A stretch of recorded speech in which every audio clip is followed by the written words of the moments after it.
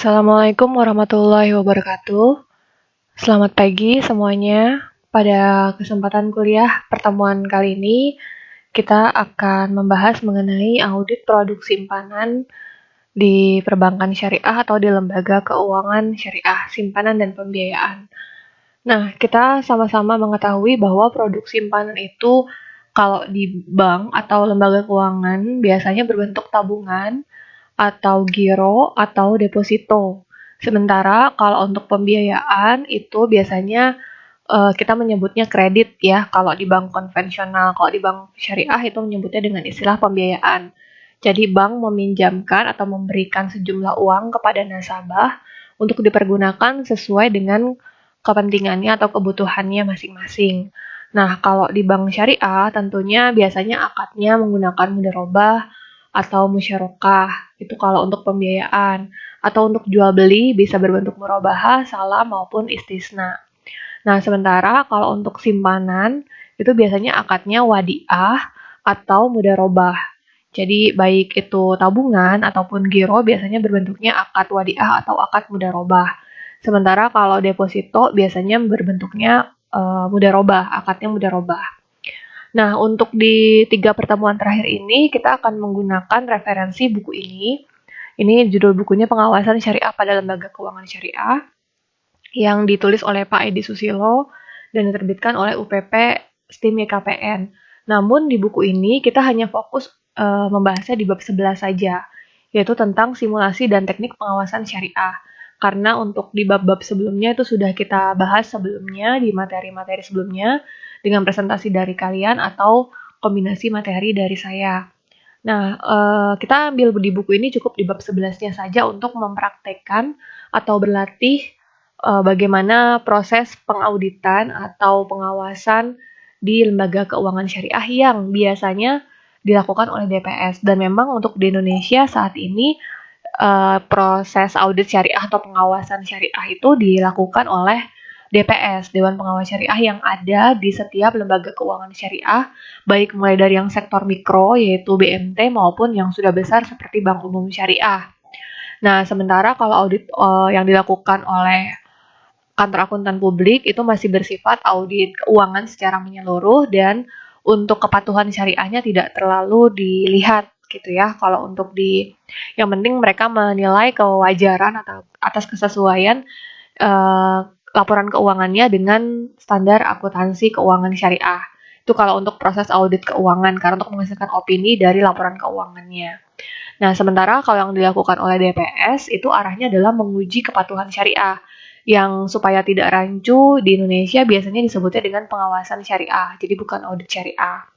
Nah, tapi ini kalau untuk di AOIV, pengawasan syariah yang dilakukan oleh DPS itu bagian dari audit syariah. Jadi ini kalau digabungkan ya audit syariah itu ya secara integratif gitu, baik itu audit keuangan maupun kepatuhan terhadap prinsip-prinsip syariah yang berlaku.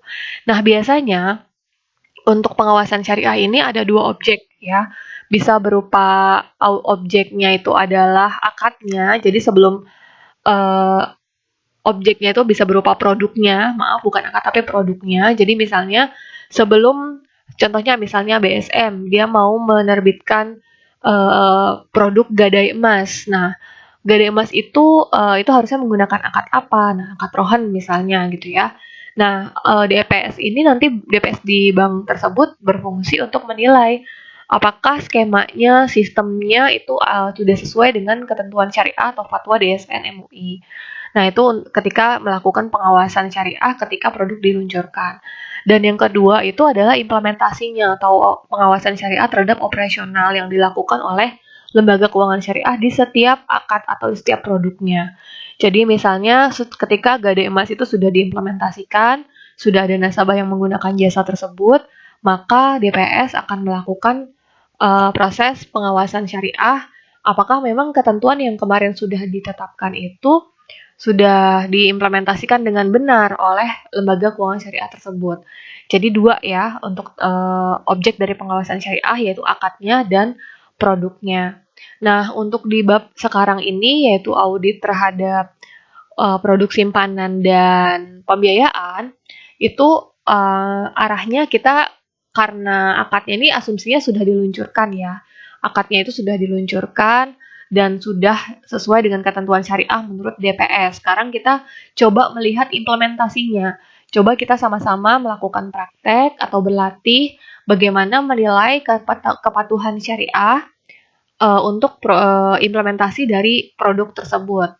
Nah, di sini, di buku ini, ada kertas kerjanya. Kertas kerjanya sudah saya buatkan di bentuk Word. Nanti kalian bisa lihat di Google Classroom-nya, di bagian presensi, itu nanti kalian bisa mengisi di situ. Jadi ini nanti termasuk sebagai tugas dan presensi pertemuan kali ini. Ini saya kasih waktu sampai akhir pekan, nanti bisa dilihat di Google Classroom, deadline-nya kapan. Jadi ini masih dalam waktu beberapa hari ya. Karena jadi gini, saya ingin melatih kalian bagaimana sih ketika kalian menjadi pengawas syariah, dalam hal ini DPS gitu ya. Nah, jadi salah satu yang dilakukan DPS adalah menilai ini. Nah, kita buat format kertas kerjanya seperti ini. Nah, ini adalah contoh, ini sebagai contoh saja, yaitu dengan nama produk tabungan wadiah di bank muamalat. Nanti bisa di cross check ya nama produknya apa, karena biasanya mereka punya istilah gitu, misalnya seperti BNI Syariah itu ada namanya BNI Hasanah. Nah, nanti kalian bisa lihat mereka punya nama-nama sendiri gitu di setiap produknya, dengan akad tertentu mereka punya nama-nama sendiri. Jadi nanti nama produknya disesuaikan saja sesuai dengan apa yang kalian ambil. Jadi caranya yang harus kalian lakukan yang pertama adalah kalian pilih dulu salah satu produk dengan akad tertentu. Jadi walaupun kalian sama-sama tabungan nih dengan temannya, tapi yang lain itu menggunakan wadiah, teman kalian menggunakan wadiah, sementara kalian menggunakan mudharabah. Nah, itu contohnya. Jadi pilih salah satu produk dan salah satu akadnya. Karena di lembaga keuangan syariah pasti dia punya satu produk dengan beberapa akad, gitu ya. Seperti tabungan tadi seperti yang saya jelaskan, ada yang wadiah, ada yang mudharabah. Nah, kalian pilih salah satunya saja. Setelah kalian pilih, kalian bisa ini auditnya sifatnya desk evaluation ya. Artinya ini masih kita lakukan dengan tidak melakukan wawancara, tidak meminta dokumen langsung dari auditi, dari manajemen gitu. Tapi kita hanya perlu melakukan browsing atau mencari informasi dari yang sudah dipublish. Bisa dari websitenya, website bank syariah tersebut, atau bisa dari referensi lain yang memang mencantumkan, atau bisa juga dari artikel penelitian terdahulu yang biasanya mereka ada yang meneliti misalnya analisis penggunaan akad wadiah pada produk tabungan di bank muamalat. Nah, misalnya seperti itu. Nah, itu bisa kalian jadikan referensi dalam melakukan proses audit atau pengawasan yang ditugaskan ini. Jadi referensinya bisa bebas dan tentunya referensi yang ilmiah ya, yang sah gitu ya, seperti misal dari websitenya banknya itu sendiri, jadi bukan dari blog orang tertentu. Nah, setelah kalian menentukan produk dan kalian mengumpulkan informasi, gathering informasi dari berbagai sumber, kalian lakukan penilaian ini. Nah, ini adalah uraian jadi tabelnya nomor, uraian kriteria, dan pendapat DPS, yaitu adalah pendapat kalian. Kalau nanti kriteria itu sesuai dengan yang ada di ketentuan syariah, jadi kalian juga download fatwa DSN MUI. Nah, itu bisa di-download langsung di websitenya MUI ya. Di DSN MUI itu ada lengkap semuanya fatwa-fatwa yang diterbitkan oleh DSN MUI. Nah, di sana kalian lihat di ketentuan syariahnya gimana sih di fatwa itu gitu ya. Atau bisa juga ketentuan seharusnya gitu ya. Nah, ini uraian kriteria ini contohnya untuk yang tabungan wadiah. Tabungan wadiah. Nah, ini kriterianya saya ambil dari buku ini tadi. Buku Pak Edi Susilo ini. Nah, di bab 11. Di sini di situ ada ketentuan syariah, ada pengujian substantif, itu hal apa saja yang harus diuji gitu ya. Nanti kalian kombinasikan. Jadi tidak hanya di item-item tentang ketentuan syariahnya saja, tapi juga di situ kalian bisa lihat di pengujian substantifnya. Tujuannya apa sih? Nah, nanti kalian bisa bandingkan ya ketika kalian melihat buku ini. Nanti kalian bandingkan dengan apa yang saya tulis di sini. Ini contoh untuk tabungan wadiah. Uraian kriteria yang pertama misalnya. Harusnya kriterianya itu formulir berisi informasi lengkap sebagai syarat ijab qabul. Yang namanya ijab qabul dalam ketentuan syariah itu harus sama-sama tahu antara kedua belah pihak yang bertransaksi. Nah, dalam hal ini berarti antara bank dengan nasabah. Bank diwakili oleh customer service. Nah, formulir itu harus disajikan informasinya lengkap, misalnya seperti setoran minimal, kemudian nanti sistem pembagian bonusnya bagaimana. Nah, seperti itu tuh harusnya informasinya lengkap.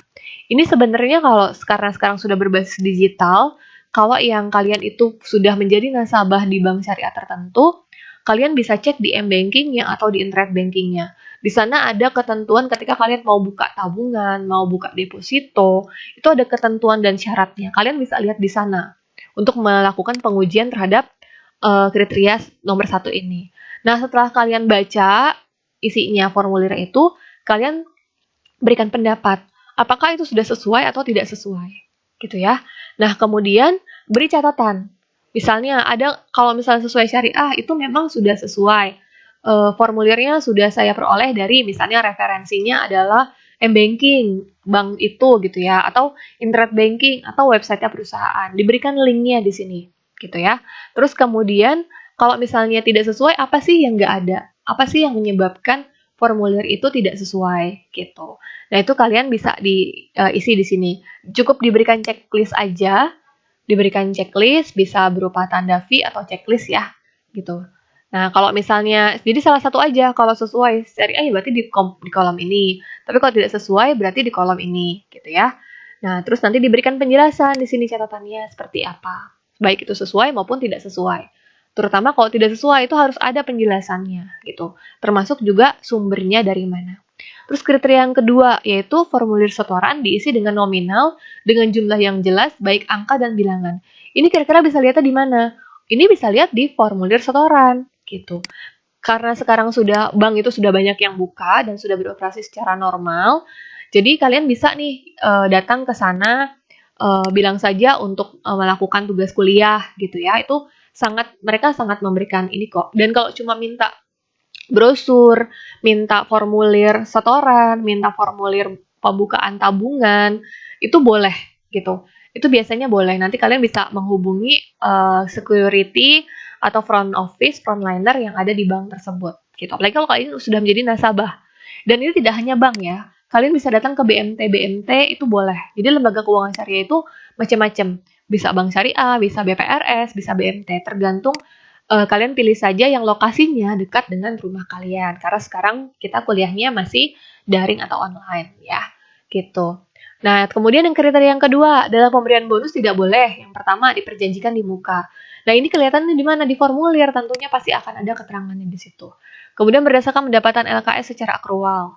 Jadi maksudnya di sini, kalau dalam memberikan bonus itu tidak boleh yang laba bersih di laporan keuangan. Dia harus pendapatan di laporan keuangan, tapi ini harus pendapatan yang tunai saja. Itu kalau pembagian bonus seperti itu kriterianya menurut ketentuan syariah. Jadi memang uangnya sudah ada gitu ya, sudah jelas. Pendapatan lembaga keuangan syariahnya sudah jelas, sudah tersedia uangnya secara tunai. Nah, itu baru dibagikan berupa bonus kepada nasabah yang memiliki tabungan wadiah gitu. Nah, ini sebagai contohnya seperti itu. Nanti kriteria-kriteria lain kalian bisa lihat di bukunya. Kemudian nanti di bagian 3 nomor terakhir, ini kan 1 sampai 5 ini adalah ketentuan yang ada di buku ya.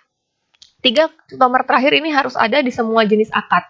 Jadi kalian mau pilih tabungan wadiah kah, mudharabah kah, atau pembiayaan murabahah, itu 3 item ini harus nanti kalian masukkan di nomor-nomor terakhir. Yang pertama adalah opini syariah secara keseluruhan atas pelaksanaan tersebut. Jadi menurut kalian nih setelah melihat kriteria-kriteria di atas, tadi sudah diuji kesesuaian syariahnya. Kalau memang ada yang tidak syariah, kalian bisa di sini boleh memberikan di sini checklistnya tidak sesuai syariah, karena ada item yang tidak sesuai dengan syariah. Jadi kalau syariah itu memang seperti 100% gitu ya, harus benar-benar pure murni semua sesuai dengan syariah. Baik akadnya, dokumennya itu sudah informasi secara tulisan juga sudah benar-benar sesuai syariah gitu. Jadi tidak boleh ada yang tidak lengkap gitu ya, tidak sesuai dengan syariah.